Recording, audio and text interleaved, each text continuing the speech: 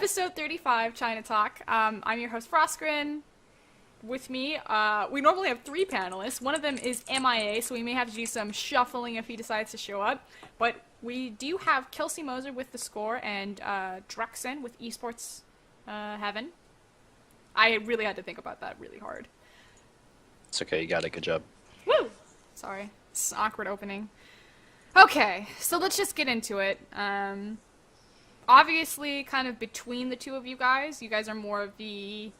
Raz has a lot of LSPL knowledge. You guys do a lot of historic work with kind of the longer standing teams. You're a little bit more analytical. I know Kelsey's writing is more analytical based. You do analytical work as well as you've done coaching and things in the past, so we can try to cater to that viewpoint a little bit. My fear is that you guys have a reputation of agreeing with each other. And I hate it. Hey, that's not always true. Let's start this episode with this. Misaya is overrated and Misaya is trash. Okay, let's go. Wow. Wait, trash? Okay, that's trash. like taking it too far. Okay. All he did was play Twisted Fate, Mike. We need to accept No, he didn't. That is bullshit, dude. Didn't you see him play Vladimir at fucking Worlds? Oh my god, I hate you. This is bullshit already. Wow. This got off to a great start. Okay. Okay, as we were saying... there's kind of 3 different topics that I wanted to talk about today. I wanted to talk about, obviously, EDG versus OMG is the big highlight matchup. But otherwise, the past week in LPL was the week of upsets. It was impossible to make a prediction because everyone got upset. We finally saw the downfall of Snake, we saw the uprising of M3, and we saw World Elite finally stop taking it. That was brutal to watch. There's that great gif of Batman when he slaps Robin. Did you see this on my feed, Mike? Where it's like Batman and it's every single team and he's just slapping Robin around and the World Elite's like, no, on IG, and he finally like stops the abuse. Oh, that's great. So let's start with, do you guys want to start with EDG OMG or do you want to start with M3? I'm pretty much fine with either. I know most about the We're going to OMG, start with M3. So. Alright, good job. Thanks. Good job being decisive, because that wasn't going to be. Oh, it's fine. Because I know Kelsey also wanted to talk a little bit about Dade. So, first and foremost, M3 2-0'd Snake, which I think was probably the most surprising upset, because M3, throughout LPL so far, has been a very bottom-of-the-barrel team.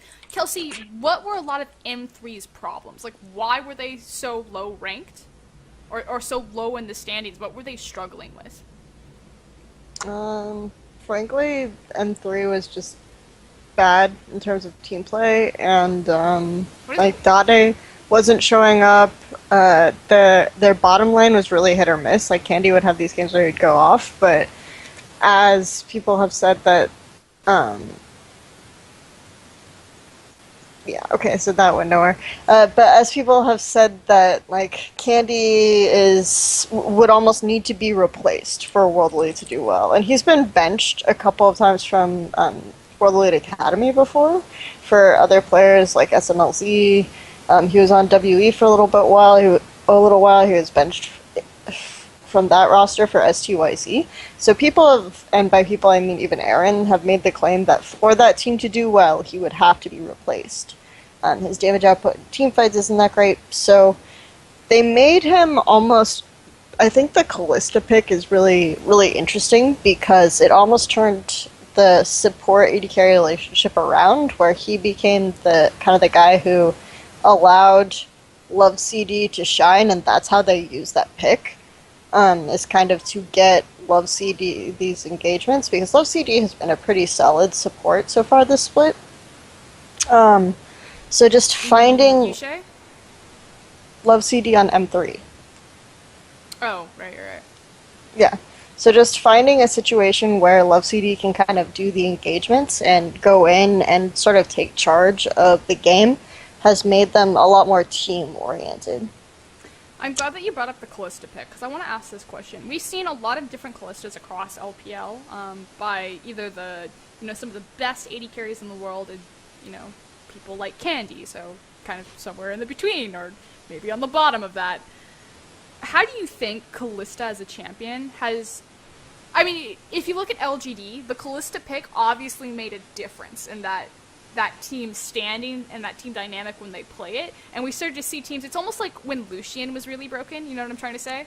Like, last split, when Starhorn Royal Club suddenly made their crazy rise to the top, it was because Lucian was disabled because he had just been changed in LCS, but he was not disabled in LPL, and they just went on this crazy mad Lucian streak. Do you think Kalista is having somewhat of the same impact in that teams that are able to figure her out are rising and teams that can't are falling? I feel like as far as impact goes, that might be the truth, but in terms of playstyle, the champions are completely different. And I feel like you almost have to have a completely different mindset to be a Kalista player, because as a Kalista player, you're kind of, like, you can actually afford to be a little more upfront. And a lot of that's because of the way that Kalista's built. Like, firstly, you get a lot of mobility straight up in the beginning, and you're also basically the gold you acquire in lane is a little bit more lenient towards Kalista, because whereas other AD carries like hit a power spike off BF sword or something, or even like pickaxe, but you can actually just kind of get like a recurve bow and back at 1000. And I think that's actually kind of a big deal. And then on top of that, you can play up front and feel relatively safe just because of how our strafing works, but not just that, but because of like a lot of people rush the Bloodthirster and well, not rush, but they get Bloodthirster and why can't I think right now? Hurricane?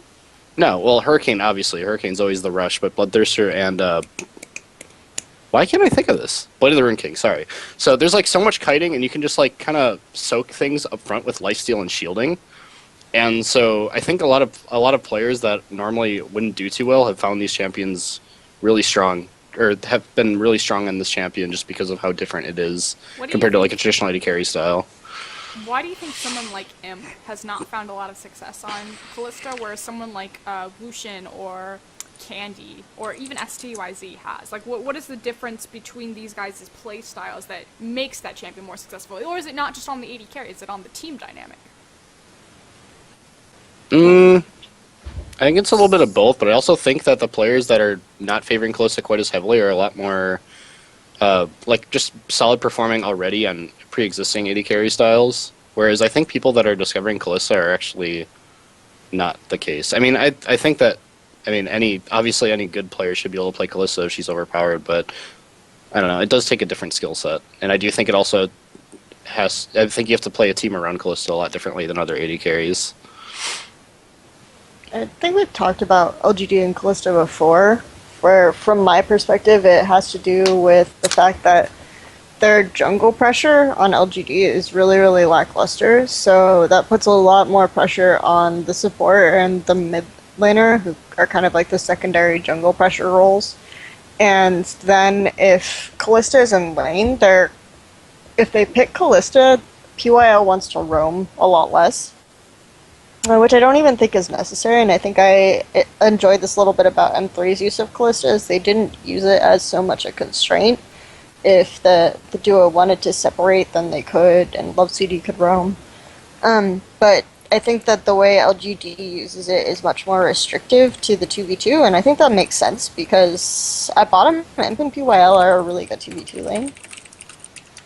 But I also think, aside from that, Imp's style is much more brute force related, so that he likes to be a lot more in your face and upfront, and you don't really think of him as like the kiting type hopping around AD carry so much as he'll play a lot of the more auto attack base AD carries. He'll play like some of the assassins that just ambush you like Twitch.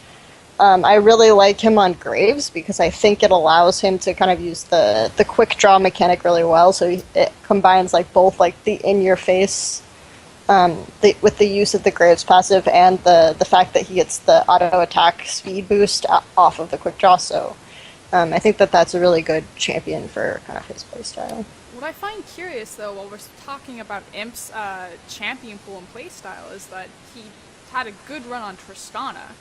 And Tristana, especially when Imp played Tristana, was very much about that hopping in your face, but also has a lot of those tools that Kalista finds on her kit, and that she has really good disengage, or the ability to kite fairly well with Buster Shot and Rocket Jump, and likewise split pushing in a side lane if she decides to go like, she'll have the Shiv available, you had the explosive shot. So why do you think that hasn't, do you think that this is a team call and the inability to split push with Kalista?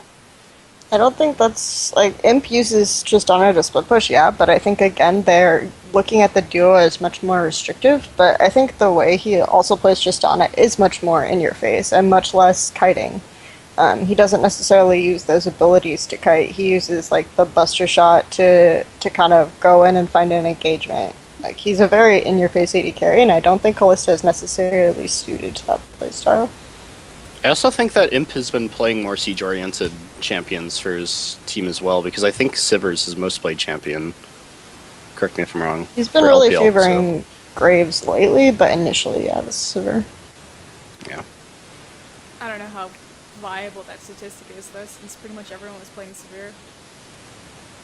Yeah, but I mean, it shows a difference in like when LGD succeeded, because they were doing really well with the Sivir pick, and the fact that they could do a lane swap with that and get the early 6 and just move around the map better as a team instead of just relying on Twen or just Twen and Wayless. So, like in the case where they have a Kalista, so they kind of have a lot of people who are able to execute those roams when you have a Sivir pick. Back to M3. We kind of got off on the tangent on the Kalista there, and Candy finds success on that champion. I know you wanted to talk about Dade a little bit and kind of his performance or his role within Samsung Blue, now moving over into his role in Masters 3. The joke was it was Dade's retirement home. They didn't give a shit. Wasn't playing to his peak performance. He would counterpick himself constantly. I mean, what do you think has changed? Is it really Dade that's elevated the team to now make these upsets? I don't think... I mean, I do think that maybe Dade's being a little less cocky, but I think a lot of the points you brought up earlier are more likely the case, with Love CD being more engaged-oriented, or having a more engaged-oriented role on the team. Has helped a lot with the team direction and just bottom lane consistency in general. And yeah, I mean, Dade being a little more consistent with his performance and not just intentionally counterpicking himself and just looking like 10% of what he used to be is obviously a helping factor, but I don't think it's like the main reason that M3 is winning, because like Dade, like a lot of people are like tweeting and stuff during those games like, oh, Dade's back, like Dade can win if he tries and stuff, but even then I don't think Dade was like the main factor in those victories. So Well, it was. Bottom lane synergy and Love CD's more initiation focus. That's what we were talking about earlier. What, we're not going to talk about Dreams at all? Their new No, jungler? yeah, I think the difference between Dade on M3 and Dade on Blue is I felt like Dade set up Blue to succeed, and right now it's more about M3 taking advantage of and understanding when Dade can do well. So they'll create these situations where like Dreams will gank his lane more heavily. Dreams has been, I think, a lot more active in terms of the team fighting than Raw was. And he's had that role very well, so they kind of used Dade to identify where Snake had their weaknesses, and so Dade was able to play like his Zed, so that definitely suits his strengths, and then they just set up the team for him to excel. And what I mean by like the Zed is a good mid laner against Snake is that Snake has this issue where they have much of their playstyle is built around compensating for Crystal's tendency to overextend. And so Zed can really capitalize on that tendency very well. And then so Snake set out to ban out the jungler for Snake, who plays a lot of Nunu, who plays a lot of Jarvan. You totally messed up my segue, Kelsey. I'm sorry. I was going to apologize, because if DreXxiN hasn't realized, his tags underneath him say Papa Smithy. And I was like, oh no, I introduced Papa Smithy incorrectly, but then I also realized that Beast tags underneath him as Kelsey Moser were incorrect. Yeah, I'm obviously... You see where I was going there? Beast only... It's funny. Yes, and it's again, it's not that Beast... Good one. Only plays those champions. I actually thought his Rek'Sai was pretty decent. Everyone plays a decent Rek'Sai. Yeah, I was gonna say it's not really hard. It's not really hard to be good on Rek'Sai. Okay, fine. So his Olaf he is bad. plays a decent Orianna. He plays a decent. Okay, his Rek'Sai was pretty good. How's that? That's a slightly more definitive statement. To what? What standard is this? Okay, who's the best Rek'Sai in LPL? The best Rek'Sai in LPL. Best Rek'Sai in LPL. Spirit. Okay, bam, Spirit. Who's the worst Rek'Sai in LPL? The worst Rek'Sai in LPL? This is a really good question. I see your point. Specific. Yeah, you see my point now? I see your point, but I think Loveling's Rek'Sai is actually really terrible. But we can get into that Okay, at some from other Loveling date. to Spirit, where's Beast? I don't know. He's not. He's towards the middle at least in his Rek'Sai Oh, performance. congratulations, you're in the middle of 12 other junglers. That's 6 that he's above, right? At least that's good. Okay. If you're in the middle of any other league, you aren't above 6 players. Watch out But- for Drizzle or Huey. Point being, obviously, The that point is that whatever. Okay, so the point is that he only really has had that. The reason why his Nunu and his Jarvan are so effective is because they create the zone for Crystal extremely well, and the front line takes off when Beast is able to have a lot of pressure top, so Flandre can do whatever he wants, and he can get super tanky or he can get really fed to create zones on like these Rumble and these Morgana picks in tandem with these Nunu and these Jarvan picks, okay? So here's my question then. So if you remove the Nunu and Jarvan, then Crystal is a lot harder to just got protect. roasted. So here's my question then. Is Snake... trying to think of the best way to phrase this. Exposed. Well, obviously exposed. The They were exposed relationship- from the beginning! No, the relationship between jungler and AD carry Mm-hmm. in LPL teams, or I mean, would you say that this is the most important relationship? Like, think about all the top LPL teams. Like, and Kelsey, I believe we're cannibalizing some of your content. I don't know if it's come out yet or it's coming out, but you brought up these points of that the best AD carries or the best junglers will have the best AD carries, or the best teams will have the best AD carries on their team. Somehow this relationship... No, this was my debut piece for the score, so you're good. Enjoy. I'm just... lead the conversation. I soft pitched it to you, and now I'm waiting for you to take over. I'm waiting for DreXxiN So, to push you my point down.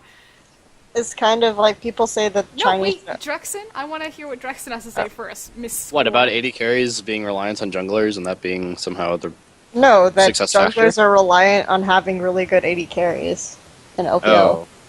Like, you think about the best junglers in LPL, like, historically, you Name think a few.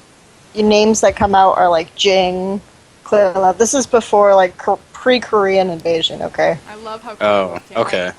Yes. Well, Um, the people that people talk about them as the best junglers. So, like, I'm not even coming out and saying that these are the best junglers, but the names that come up in discussions, like either the Chinese discussions or the Western discussions of who the best junglers in LPL traditionally have been. And people will say Jing, people will say Clearlove, people will say Loveling. Yeah, but Well- like, was Loveling really like reliant even on throw- San being a beast? Because I mean, Loveling In was one of second the there? first. Well, because Loveling was one of the first to bring out the whole like using Jarvan ulti as like a terrain like situation for zoning, and it's not like San was exactly the most stellar AD carry in Yeah, the but there was like, if you go all the way back to spring 2000, or not spring, the summer of 2013, like, Sand still looked pretty respectable. Like, Perspectival. he's either safe or, like, either really safe stable AD carries or really excellent AD carries. I just feel like that criteria is like really, really broad. That's why that argument's a little bit confusing to me. Like, I can see where you're Well, coming from, but I mean, the just with thing is, OMG like, the successes reason- specifically, it's confusing. The reason that I will go there is because, like, you tower dive the bottom lane is kind of the criteria upon which we base our junglers.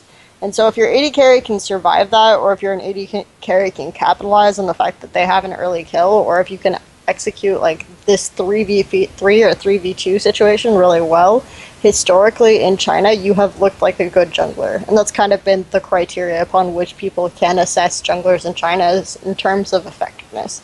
I don't think this is like any longer the case necessarily, but the fact that you have this idea that junglers are still playing around what kind of AD carry they have is relevant. I mean, that's a plus and a weakness, though. I think in LGD's, or sorry, in Snake's case, it's actually a weakness, because obviously once you ban out those zoning junglers, the team falls apart, and Crystal doesn't know what to do. So, I mean, success is based around, sure, maybe success is based around, like, jungle and AD carry synergy in that sense, but I think it's also a weakness, because then that gives you a drafting disadvantage. Yes. So what does Snake need to do then, guys? How's that? That's a good question. I just like, because like I don't really know, like, because you could say, okay, well, Crystal could learn to be self-sufficient, but that's like something so easy to say. That's like akin to the whole like Hai just needs to expand his champion pool and be good and stuff. But you know, so it's like it's kind of like that kind of thing. Like you can't just make Crystal be self-sufficient. Or they could give the peel to Baka. So, And increase his role in being a zoning factor, as well as being a factor in the early game, because right now he just kind of sits in his lane and he does his own thing. He doesn't really become a factor until 5v5s, but if they give him some of the responsibility early and take off the pressure of Beast, whose champion pool has been limited, and then give him tools to make Crystal stronger, with That's what I think. That's what I think too, because if you just try to like change the whole dynamic of the team right now, this late into the season, you're not going to be able to rebuild your strategy fast enough to combat the other teams. So it's not really as simple as just like Beast enhancing his champion pool and Crystal learning to play more self-sufficiently. It's like something else in the team needs to change to kind of cater to their current playstyle so that they can win games again. Well, I shouldn't say it like Snake's like a horrible team now or something, just because they've been figured out, but it's like, it kind of reminds me of when Jiang was really strong in the mid lane, and then like he was just crushing everybody, and then like the science around his success was just discovered, and then all of a sudden he's just like, just repeatedly trashed. That's kind of how I feel like the Snake situation is going to snowball. This is, so, yeah, I can kind of see that, but since our LSPL expert isn't here, let's give a brief history on how Snake used to play before, because this like AD carry centric style is actually really new for them. They used to play a style centered completely around Flandre, and he would play kind of whatever champion he wanted to a ridiculous extent, like the AD LeBlanc top split pushing, the Fizz, whatever he wanted to play and whatever he could succeed on. And then they kind of just had Reborn focus on ganking his lane, and then he got really good at 2v1 when people figured out that they could just like try to counter Snake style by 2v1ing. And so he would constantly be pulling pressure top lane with the split push while to essentially just stall out the game, because Crystal meanwhile would be bottom lane like essentially either feeding or being completely controlled by Colin, their support at the time. And he would play these hyperscaling picks like Tristana or Kog'Maw, and eventually the game would just get to the point where even if you focus Crystal and even if he overextended, you could just like two-shot people with this Kog'Maw pick. And you can kind of see how they were playing like that in the Snake versus VG Gaming if we go all the way back. When Vasily kind of started mispositioning a little bit on the Kalista, and he would go up to Crystal, and Crystal could just like auto-attack him a couple times on Kog'Maw and die. And they almost turned the game around in that fashion. So it still wasn't AD carry focused, but it was focused on getting him to this point where he could, in a self-sufficient weird way, compensate for his own mispositioning. And they were doing well in LSPL with that method, but we again projected them to not do super well in LPL with that. So I don't think moving away from like giving him support is necessarily the best method to go. So again, like, so what you're saying makes a little bit more sense. Copy is actually a decent Orianna, or Baka, excuse me, because his name was Baka. Copy before. We've talked a lot about how we would adjust and improve Snake. Let's flip to the other side. M3 has actually now started to get better. What have they adjusted and improved? We talked a little bit about Dreams Focus, we talked about Love CD. We haven't really talked about Dade. Well, I did mention on Dade is that the team is now about like finding situations where he can abuse the weakness on the other team and then setting him up to succeed, and they use like Love CD and Dreams for that. Looper, I think actually we haven't really touched on at all. Oh right, he's on that team. And yeah, I mean honestly, I don't. He's a bigger. I don't even remember him. For me, he's a bigger issue because I think the only champions we've seen him succeed on all split are Gnar and Lissandra, and I think he's almost like the crystal or the not the crystal, but like the crystal or the Baka or the beast. I I don't know about That's that. Yeah, M3. honestly, that's a better comparison because, like, when I think of Looper, I don't think of him as like the major success point in any part of these teams compared to all these other top laners in LPL now that you always will point out as a key to success, like Koro, for instance, like or Flandre before he started playing Gnar and the team started doing weird stuff. But no, I don't know. Just with like Looper, I don't know. He just seems pretty non-existent in terms of the shift in the M3 success. Like, he just kind of exists there, like, as a static thing, not really contributing to what's actually changed on the team. But I do think he's an abusable weakness, because if he doesn't have those champions, he does essentially, like, feed, or have terrible teleports, or whatever else. So, against M3, I might ban, like, Kalista, and then ban, Gnar or Lissandra and see if I could pick the other one. Okay. Our next one was World Elite. That's what we're supposed to talk about. Especially because IEM's coming up. We can hype up World Elite. We can talk about how well they're gonna They're do. gonna crush Xiye Tigers. Yeah. Okay, World Elite finally, after being bitch slapped the entire LPL split, Oh my god. finally stood up and took one down. How did they do it? Why did it happen? What is their key to success? How will their future turn out? Okay. How do I start with this? Well, okay, where is World Elite strongest? Who's their strongest member? Okay, Spirit by like a huge margin. He's the spirit of the team. Okay, so for anyone wondering, Spirit is actually I don't know if anybody agrees, but I think he's actually better than he was in Korea, and I feel like having to carry World Elite put him in this like hyperbolic time chamber thing because it's like he's literally just been like trying. I don't know how this guy hasn't like just like quit the team, obviously contracts or something, but like if you just watch them play, it looks like Spirit has to do so much for that team, and it's just like every single week he's like just carrying harder and harder, and I feel like I don't want to say the rest of his teammates are like stagnating, but like the scale on like the improvement of his team versus Spirit is just like so ridiculously offset, and it's just hilarious to watch. Like Spirit is probably, I'd actually say he's probably the best jungler in LPL right now, just because like if you put Spirit in his current condition on any other team, I feel like the amount of impact he can make would be enormous. Well, any other team that's like top 4, put it that way.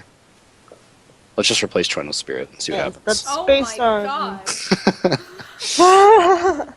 That's based on. Let's talk about though the factors contributing to this. So you can say in a way that okay, the team finally figured out how to play with Spirit compared to the first week when he would like try to go in on things and they would just stand there and watch him. So there's something to following that. The other thing is though that the champion pool of like his champion effectiveness has increased. So he would play like these Jarvan picks or these Rengar picks or Riven, and then he would just play. But now he's able to see, okay, I literally have to be on the map at every single position at every given time. What champions allow me to do that? And luckily, Rek'Sai was released, Nidalee, and is no longer permabanned, so like, he's had some balance changes, or she's had some balance changes, so there's no longer the issue where she's banned every game. And Nidalee is released, and Nidalee is no longer also banned every game. So chances are that if the teams that he's facing, like since they haven't really caught on to this yet, that he can get one of those two champions, and either with like the high mobility from the Pounce or with the Rek'Sai tunnels and the Rek'Sai ultimate, he can be literally everywhere on the map at once. So Are you going to change your avatar next week to Nidalee and Rek'Sai? you can see it coming. Okay. If Spirit's the strongest point, and that's why he's the strongest point, is Aluka then for sure the weakest point?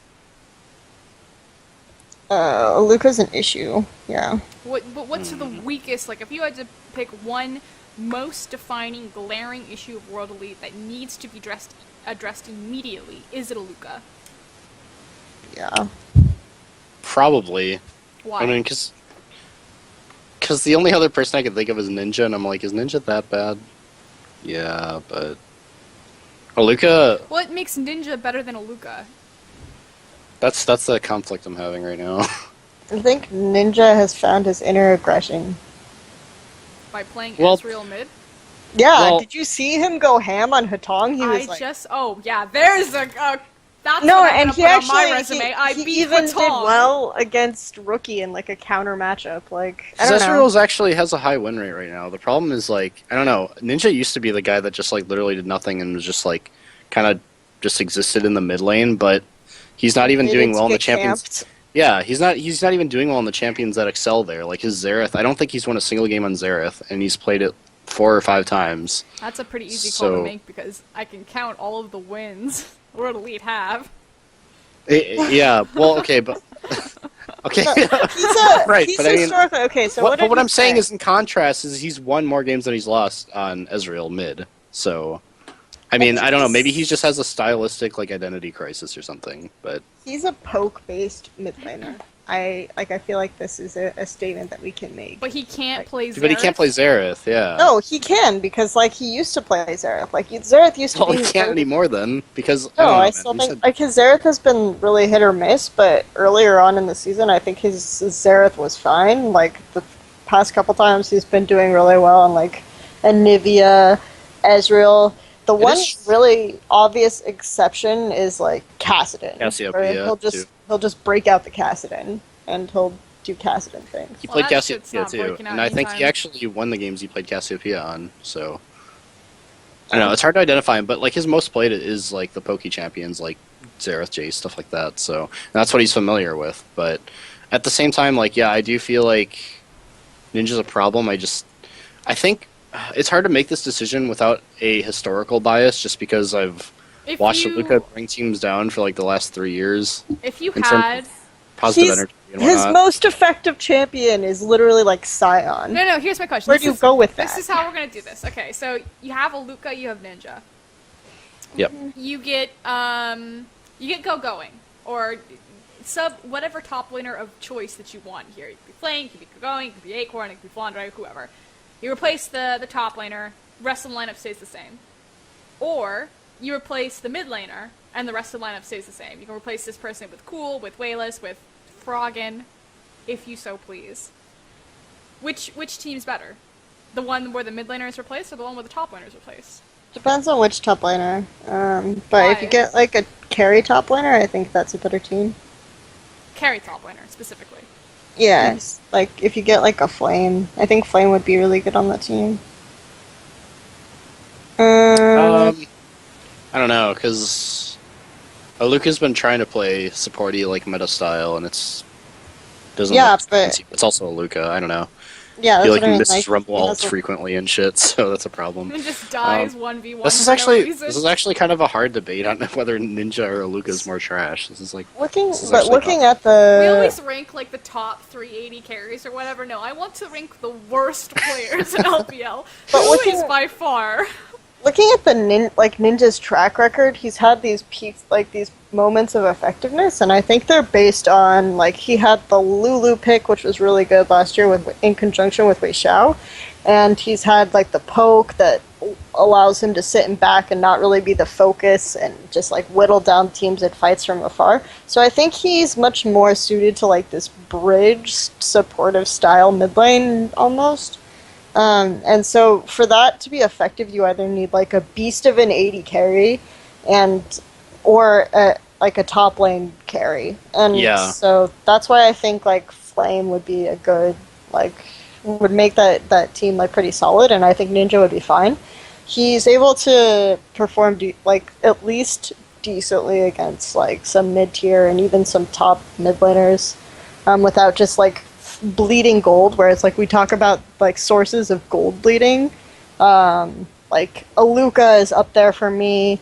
Other sources of gold bleeding are like Hatong, we mentioned him, and what I mean by that is like junglers are almost forced to camp the lanes with like Aluka and Hatong, even if there's like a clear lane that could be a better carry. Like I think in WE there's like STYZ is a clearer carry lane than like Aluka by far. And in Vici Gaming, it's like even you've got like you could camp like carry, or even like Vasily would be an upgrade. but you're forced to camp like Hatong so they don't just die repeatedly. Like, that's a huge issue. Just freeing up the jungle pressure by having a top laner that could even be like somewhat self-sufficient would make that team drastically. Dramatically. Dramatically. Dramatically. I actually kind of agree because, like, you can say one or the other is the problem, but I do think the best option would be. I mean, obviously, the best option would be to get a better player for both, but just stylistically, you can't have both of them play the way they do. You can't have one be like passive top lane or just strictly team oriented and not lane dominant, and then have Ninja just play his Pokechamps, and then Spirit's just forced to put all of the map pressure everywhere in the entire game.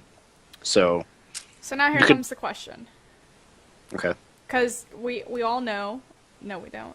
Before the IEM, before the IEM analysts roll in and they need a Chinese person, how do you defeat World Elite? Like, just this is what you would say to them. If Gambit or TSM walked up to you, DreXxiN and Kelsey, and said, "Please tell me how to beat World Elite," what would you say?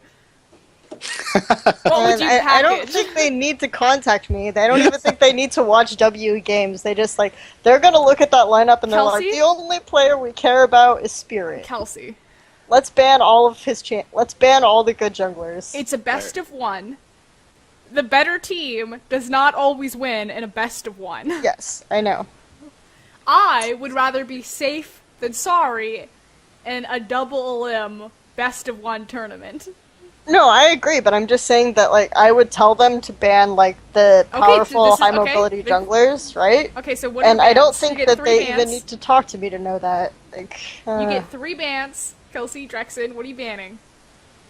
Blue side or red side? Yeah. Let's say you're blue side. So you get your target bans. I guess you have to ban, because they will first pick them if you don't, so you have to ban, Nidalee, DreXxiN. Yep. Bam. And then I would ban, probably Ezreal.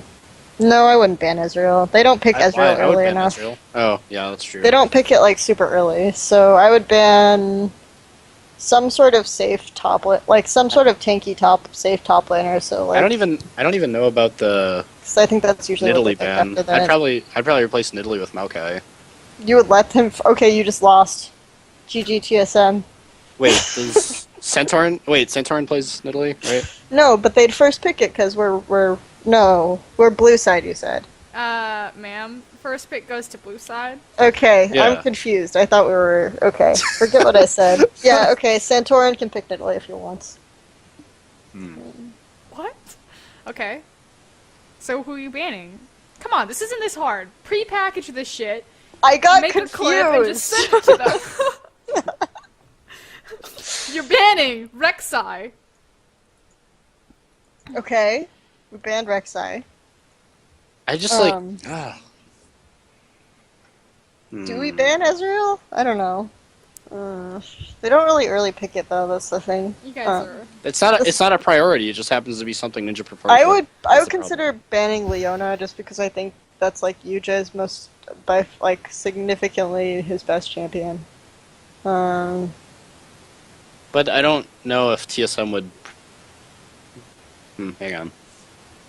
Well, I just mean the amount of pressure that I think UJ can have is significantly decreased, and I think that UJ is kind of is a little bit useful in fights when you get right down to it, and TSM is going to want to pick fights, and I think Gambit is going to want to pick fights around dragons, so banning Leona might actually be a good idea.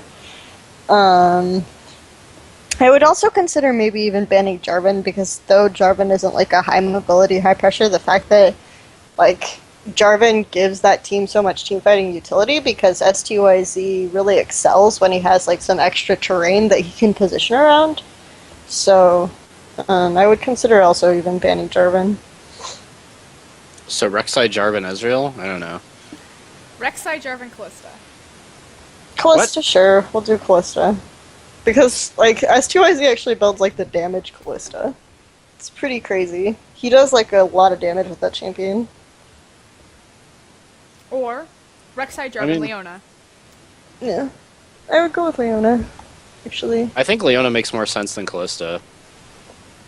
I would do Rek'Sai, Jarvan, I would Because first. Leona. Because and- Chances are Bjergsen could just like style a ninja and go kill Yeah. SUIZ anyway. So The other thing is, that's the way I though, see it playing that out in I my head. think some teams are prone to make, like, the thing about ninjas and Nivea, though, like, that I almost would be cautious about is that if he does pick a Nivea, you get to this point against WE where they just wait for you to make these stupid mistakes because they're able to stall out the lane so hard. And then they can sometimes capitalize on it in a team fight because usually Spirit will always like find some way to get ahead and be stupid tanky. So I don't know.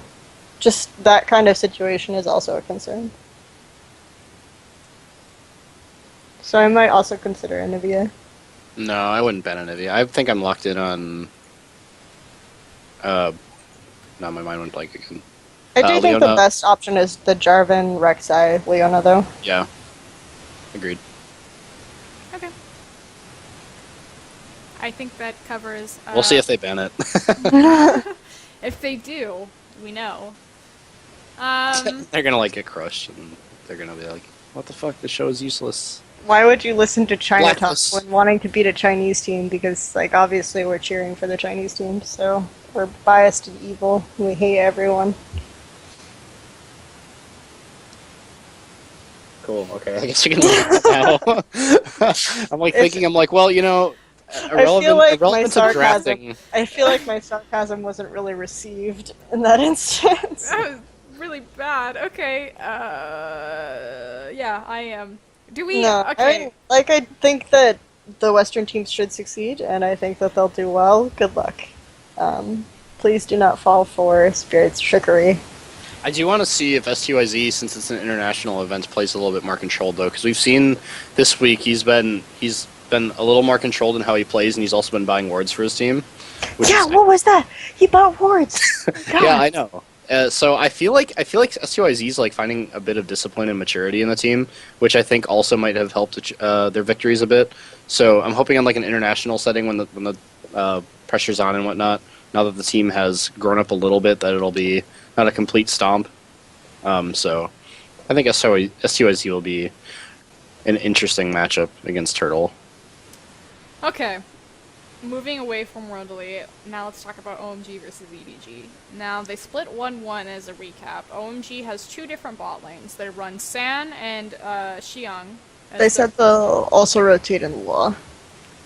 They run San and Xiang, and then they run Xiye and Cloud. And just to be clear, the San Xiang bot lane iteration of OMG won the first game, and then EDG beat OMG the second game with Xiye and Cloud. Yep. Take it from here. Yep. Trying to look. And Cloud looks like Roy now. That's the only point I want to make. Oh yeah, his hair. Yeah, We should probably Roy. talk about something more important though. Okay, was this attributed to the bot lanes? Was this, because we talk about how sometimes the better team wins, and sometimes the other team just plays worse, if that makes sense. You know what I'm saying? Like, was this EDG beating OMG, or was this OMG beating themselves? Well, I think that in the first game, what I really liked was seeing OMG with their like original like duo threat, like kind of upper half of the map priority, because San and Jiang didn't even have to like really do well, even though they did, for that game to be won. Because the way Pawn was abusing his matchup, like he was just crushing on Nidalee, and he just like lined up the entrance to Wraiths with just like a shitload of traps, and like no one could really touch him. And then you also saw Gagouin get a huge advantage, not because Koro was playing bad, but because Koro couldn't really do much. He just like got shoved out and ganked by Cool early on. So It's worth noting that in the game where OMG won, there was a definite camp top, and then the game where EDG won, like, Koro got an early gank. yep. Do you think that's something specific to these two teams? Like, getting their top I laner ahead? think that Gagouin and Koro at this point are both top laners that can have a really huge game impact while being ahead. So, like, because immediately Koro transitioned to, like, a teleport bottom and a skirmish and got the bottom lane ahead, too. And also, I think I want to say that oddly enough, I feel like Koro did a little bit more while behind, because this was like a big camp fest this entire series for top lane, and even when Koro was like pretty far behind, he actually landed some really key equalizers in the game to almost come back, even though he was like, what was he, like 0-4, 0-5 or something in the beginning? Koro's used to playing from behind. There was Yes. Yeah, he is. I believe, It's I'll have always to double check, but I think trademark. that the first game, like the time between the first game and the second game, EDG ended the game like 10 or 15 minutes earlier Yeah. than Yep. OMG won the first game. hmm I mean, do you think something attributes to this? Is this I think is this EDG reflecting how adaptive they are as a team, or anything like that? Can you make any of that statement from this? for me the key difference is that we saw Cool make some positional errors mid lane. We saw Loveling and Cool make some positional errors mid lane, in which we had Mako get some roams with the Vigar, we had Clear Love move, and then of course like there was the solo kill that Pawn got, and when Cool was in the river, like he had this really bizarre path, and like I couldn't see where he started out, so I had to rewind and watch the minimap, but he was like going through lane to try to find a roam top or something, and then Pawn just like killed him. He's just getting because it, yeah. he was like in the middle of a minion wave. So like these weird positional errors that OMG was making early, I think they made like some of the same positional errors around the bottom lane and also the mid lane in the second game, but EDG identified those, I think, and picked different champions. They picked champions that snowball incredibly well. They went from like the Rumble Corki to the Kassadin Jinx. And so you think about like what the difference is between those two sets of champions getting early kills, and then EDG was just like able to destroy with like to do more with OMG making those early missteps because they changed their champion picks. And also, yeah, I agree with EDG being really adaptive when they switched out, which is really smart of them, and I was really happy to see that. But on another note, I feel like Clearlove actually did pretty well in this set, even from an early ganking perspective, because I think that had Mako not missed a like really key event horizon, like if he didn't miss his stun, I feel like that bottom lane would have snowballed really, really well for EDG. Because if you go back and watch that gank, he comes at like a perfect angle, and then the stun just like straight up misses, and then he has to walk back, and then he falls behind because of that, and it opens up the door for Loveling to start the snowball top lane. Speaking of event horizons, we cannot continue without talking about Mata this week on Vigar. Or Lei. No, Mata. You didn't see Lei. Did you watch that game? I Oh my watched God. all of the games. Mata. I really liked both of their Vigars though. Oh, something else that really bothered me in terms of like, because when he brought up Mata or when he brought up Vigar, I was thinking Like I about love Lei and how Mata's he. and Lei's Vigars. Yeah, I was gonna say when you brought up Vigar, I remembered Lei building a like a relic shield, and that reminded me of like builds in the OMG vs EDG set, and I thought it was really, really weird for was it EDG that had Jarvan that game? Cool. Are you talking about the Mercurial Scimitar? No, I'm not talking about cool Scimitar TF, because that actually kind of makes sense. But I think That was amazing. But they built like they rushed like an early Aegis on Jarvan, and I don't know why they did that, because first of all they weren't team fighting at all. OMG didn't have much magic damage, and the big game basically revolved around Pawn just going around and murdering everyone by himself. So I don't know. I felt like that was like really weird how he itemized that game. Yeah, I think their use of the Nidalee pick was really weird too. Like it got really ahead, but then they weren't able to like position. I think that's part of it was the event horizon, because when you have like a Nidalee Vigar sort of composition, you want to hit those event horizons so that you can get this free like Hovland touch damage. And I just like was really disappointed in Mako's Vigar and the consistency at which he was able to hit those. I think it's all about sieging. If you walk up to the tower, you place the event horizon around it, you get the free tower. Yep. Likewise, if Pawn's standing on the side, chucking spears. Yep. Ay.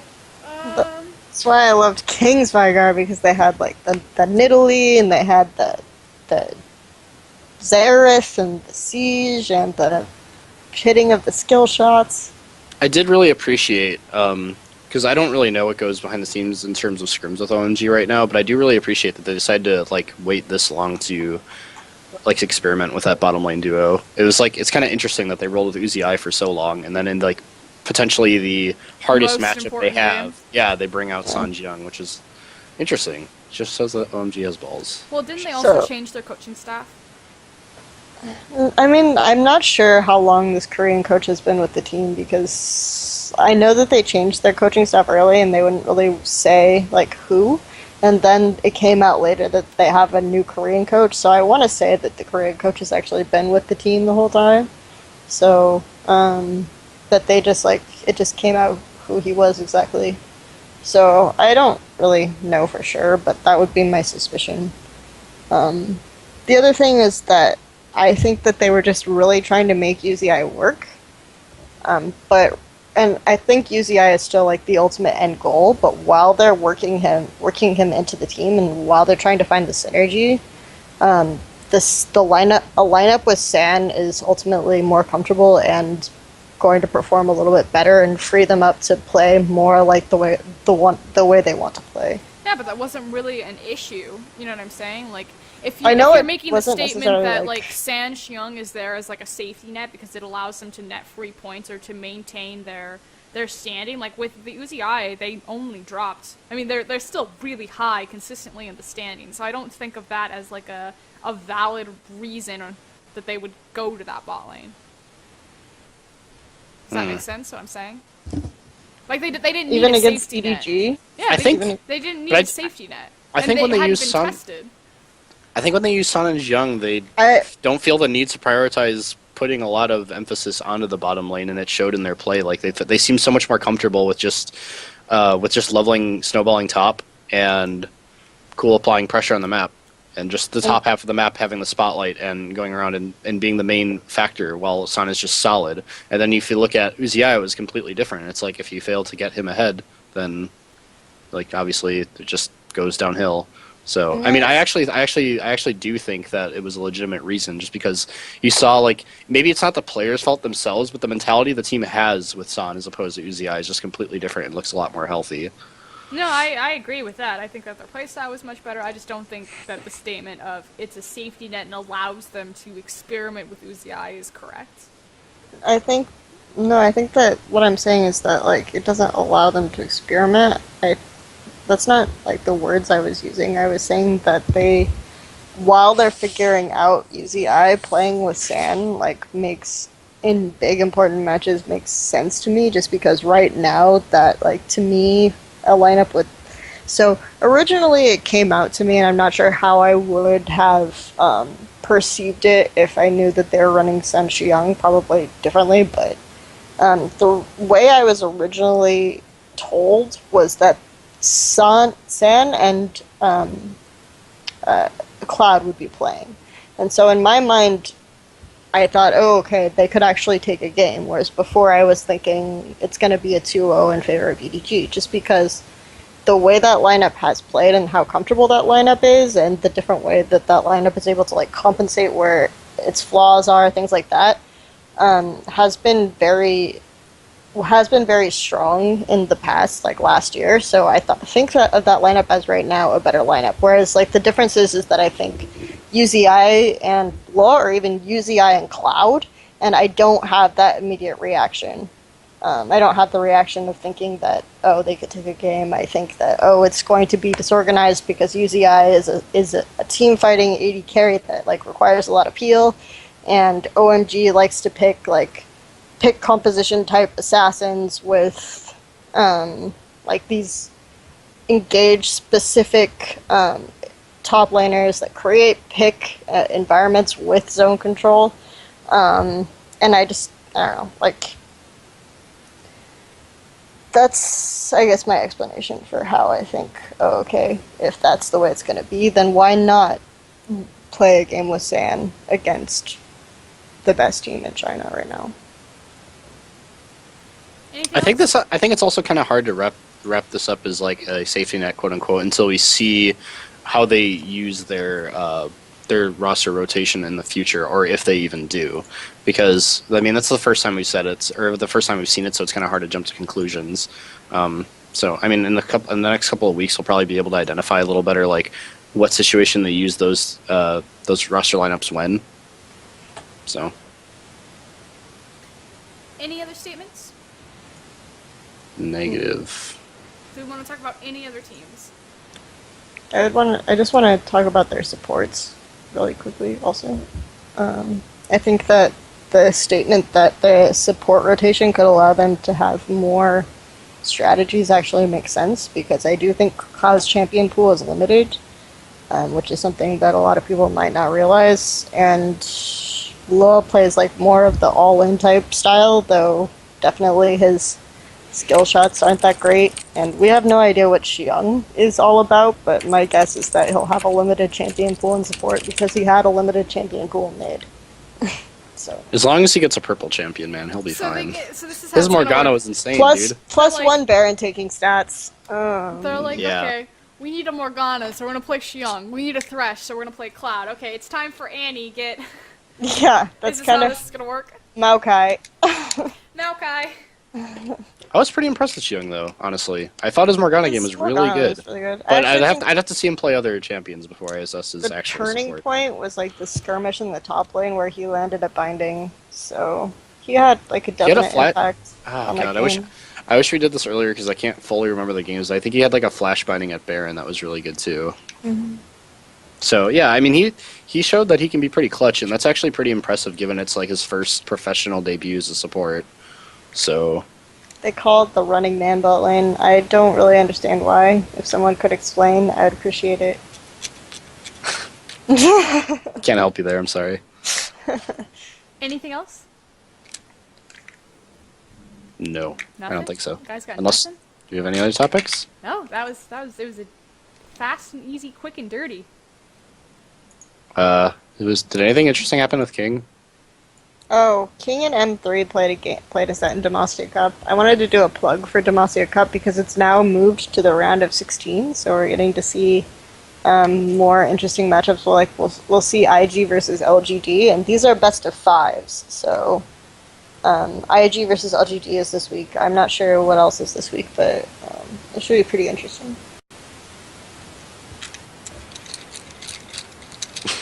I'm trying to think of some, by the trying to way. think of anything that happened interesting with King. I know they played against EDG. Yeah, they won a game against EDG. Yeah, they did. Yep, I remember now. And they won a game against Fuji Gaming. They're- Like they're King roaming. had I can't get on the King. I don't want to get on the King hype train again. I've They're been burned still- too many times.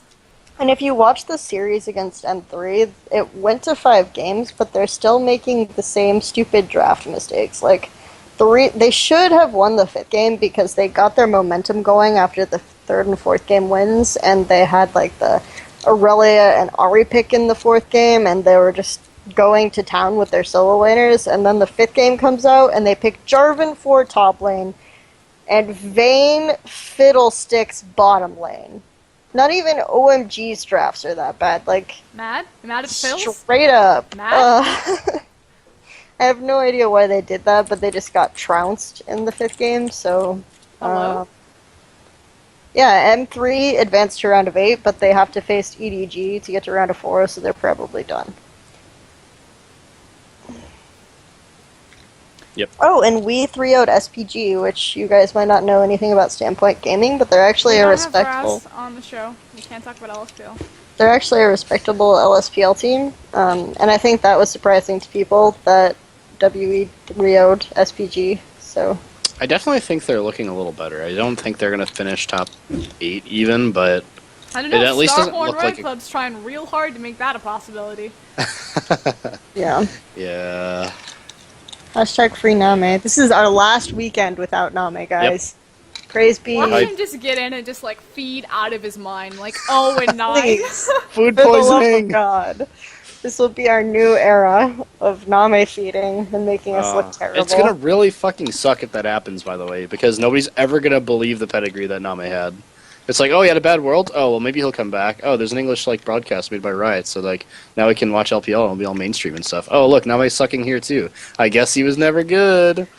Yeah, I'm going back and I'm watching these 2013 VODs. No one cares, hipster Kelsey. By the way, Everyone smile Papa and wave. Smithy, okay, Sicko was playing that on. entire time. Got shoutouts, yo. Oh, right, shoutouts. DreXxiN. Go ahead. Papa Smithy. Okay. You're like a fair Papa Smithy. Okay, so shout outs to Papa Smithy, who's currently like his name is hovering over my box for some reason this episode. I don't know Sorry. why, but good job, Mr. Papa Smithy. And also, what else do I want to do? Esports yeah. Heaven? Shout out to Esports Heaven. Sorry I haven't made much content lately. We're actually completely overhauling the site and making it more modern and really nice. It's going to be really sick when it's done, so it's taking a lot of my time, but I promise I'll return to content creation as soon as that's a little more settled. Watch out, on gamers. Which gives me another shout out to Jacob Bray LCS, who's been like a huge help in that regard. And then also, apparently, Alltech's going to be a support now. That's a little random factoid, which is weird. But okay, there you guys go. Kelsey? Can you beat Alltech as a support? Interesting.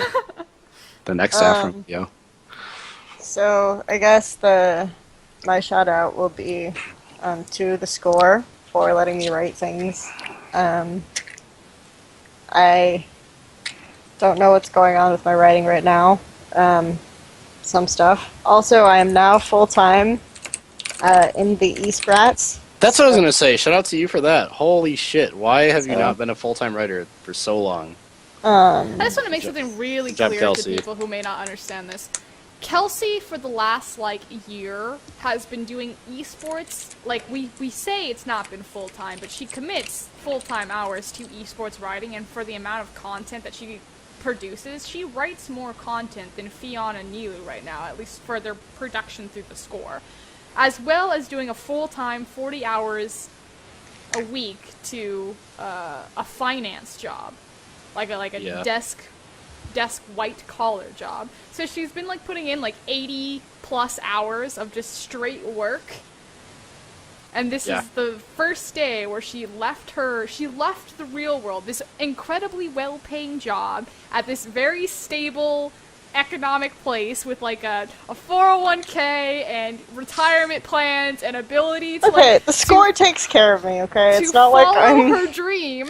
So that rant just happened. Also, yeah, We're praising you. Oh my god, Kelsey. Thank you. Oh my you guys god, are very they said nice. something How nice can you? about me. You guys are nice. Yeah. Also, I might just do a video on the OMG bottom lane really quick. In time for their 3 series this weekend. So. Okay, with that, because I really want to take a nap, wave. Bye, guys. For World Elite to do well. And he's been benched a couple of times from World Elite Academy before for other players like SMLZ. He was on WE for a little while. He was benched from that roster for STYC. So people have, and by people I mean even Aaron, have made the claim that for that team to do well, he would have to be replaced. His damage output in teamfights isn't that great, so they made him almost... I think the Kalista pick is really, really interesting because it almost turned the support AD carry relationship around, where he became the guy who allowed Love CD to shine, and that's how they use that pick. Is kind of to get Love CD these engagements, because Love CD has been a pretty solid support so far this split. So just finding Xiye? Love CD on M3. Oh, right. Yeah. So just finding a situation where Love CD can kind of do the engagements and go in and sort of take charge of the game has made them a lot more team-oriented. I'm glad that you brought up the Kalista pick, because I want to ask this question. We've seen a lot of different Kalistas across LPL by either some of the best AD carries in the world and, people like Candy, so kind of somewhere in the between, or maybe on the bottom of that. How do you think Kalista as a champion has... I mean, if you look at LGD, the Kalista pick obviously made a difference in that team standing and upsets. It was impossible to make a prediction because everyone got upset. We finally saw the downfall of Snake, we saw the uprising of M3, and we saw World Elite finally stop taking it. That was brutal to watch. There's that great gif of Batman when he slaps Robin. Did you see this on my feed, Mike? Or it's like Batman and it's every single team and he's just slapping Robin around and then World Elite's like, no, on IG, and he finally like stops the abuse. Oh, that's great. So let's start with, what do you guys want to start with EDG, OMG, or do you want to start with M3? I'm pretty much fine with either. I know most about the We're going to OMG, start with M3. so. Alright, good job. Thanks. Good job being decisive, because that wasn't going to be. Oh, it's fine. Because I know Okay. Kelsey also wanted to talk a little bit about Dade. So, first and foremost, M3 2-0'd Snake, which I think was probably the most surprising upset, because M3 throughout LPL so far has been a very bottom of the barrel team.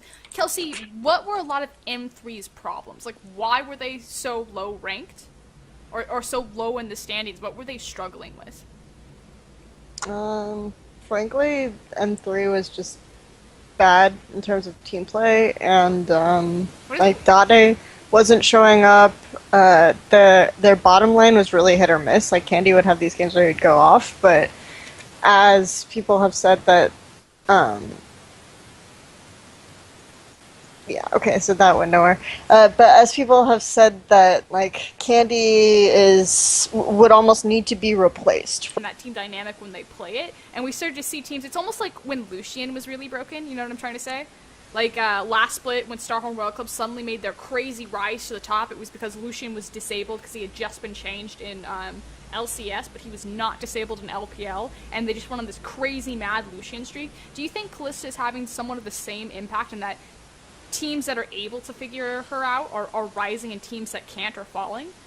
I feel like as far as impact goes, that might be the truth, but in terms of playstyle, the champions are completely different. And I feel like you almost have to have a completely different mindset to be a Kalista player, because as a Kalista player, you're kind of, like, you can actually afford to be a little more upfront.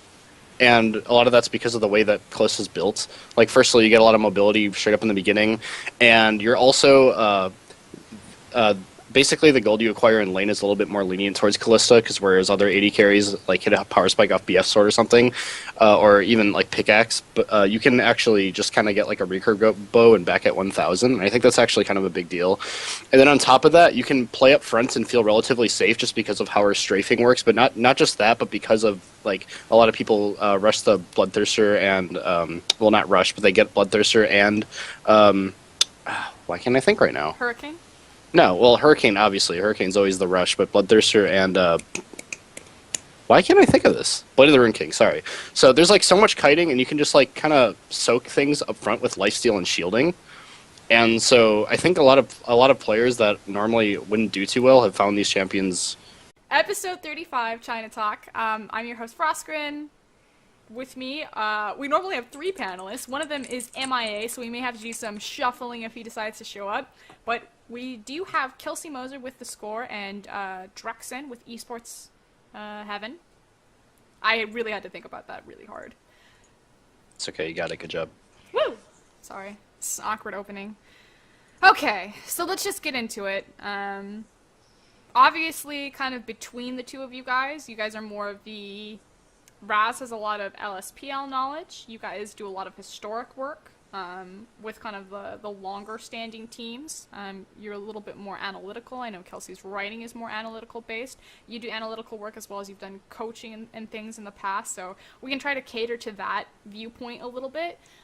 My fear is that you guys have a reputation of agreeing with each other.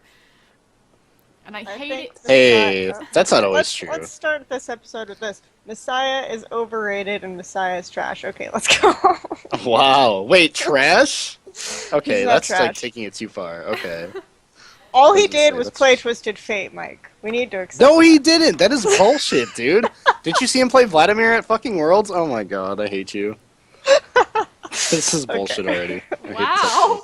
This got off Okay. to a great start. Okay. Okay, as we were saying, There's kind of 3 different topics that I wanted to talk about today. I wanted to talk about, obviously, EDG versus OMG is the big highlight matchup. But otherwise, the past week in LPL was the week... really strong, or have been really strong on this champion just because of how different it is What do you compared to think- like a traditional AD carry style. Why do you think someone like Imp has not found a lot of success on Kalista, whereas someone like Lucian or Candy or even STYZ has? Like, what is the difference between these guys' play styles that makes that champion more successful? Or is it not just on the AD carry, is it on the team dynamic?